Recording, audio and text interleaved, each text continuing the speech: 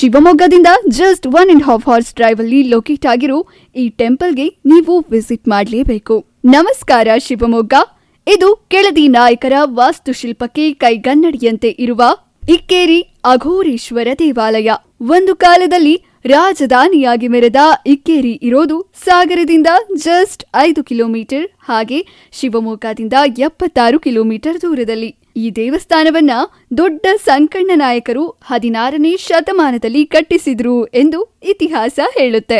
32 ಭುಜವುಳ್ಳ ಶ್ರೀ ಅಘೋರೇಶ್ವರ ಮೂರ್ತಿಯನ್ನ 1637-38ರಲ್ಲಿ ಬಿಜಾಪುರದ ಆದಿಲ್ ಶಾಹಿಯ ದಂಡನಾಯಕ ರಣದುಲ್ಲಾ ಖಾನ್ ಆಕ್ರಮಣ ಮಾಡಿ ಅಘೋರೇಶ್ವರ ಹಾಗೆ ಅಖಿಲಾಂಡೇಶ್ವರಿ ಮೂಲ ವಿಗ್ರಹವನ್ನ ಪಾದದ ಹತ್ತಿರ ಕತ್ತರಿಸಿ ಕೆರೆಗೆ ಎಸೆದ ಅಂತ ಇಲ್ಲಿನ ಇತಿಹಾಸ ಹೇಳುತ್ತೆ. ಇದಕ್ಕೆ ಸಾಕ್ಷಿ ಎಂಬಂತೆ ಈಗಲೂ ಕೂಡ ದೇವಾಲಯದ ಹತ್ತಿರ ಇರುವ ಅಘೋರೇಶ್ವರನ ಮೂಲ ಪೀಠವನ್ನ ನೋಡಬಹುದು.